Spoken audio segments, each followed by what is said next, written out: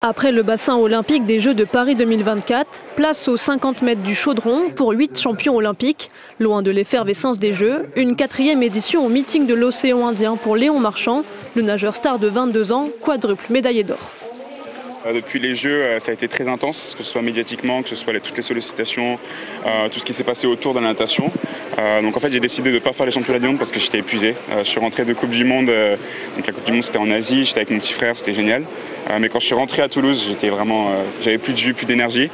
Donc j'ai décidé de me reconcentrer un peu sur l'entraînement, de prendre mon temps et surtout de me faire plaisir avec ce voyage à La Réunion.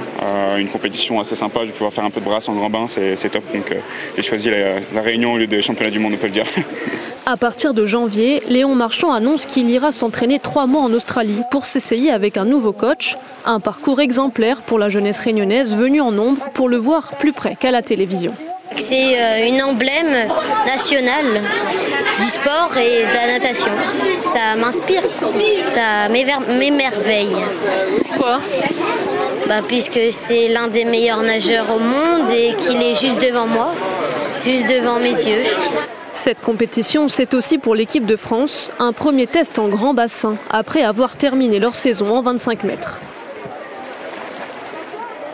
La dernière fois que j'ai nagé en grand bassin en compétition, c'était en finale des Jeux Olympiques le 4 août.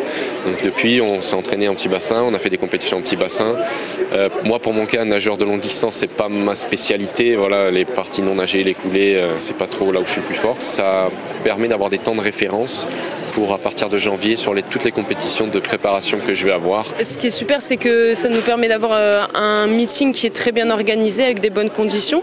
Et c'est pas forcément facile à trouver en décembre parce que justement, on vient d'une grosse saison en petit bassin, donc souvent les choses un peu s'arrêtent. Et c'est bien, on veut pas s'arrêter si tôt en fait après les championnats du monde, donc ça permet de se relancer. Après ce meeting, prochaine grosse étape pour l'équipe de France de natation, les championnats du monde de Singapour au mois de juillet prochain.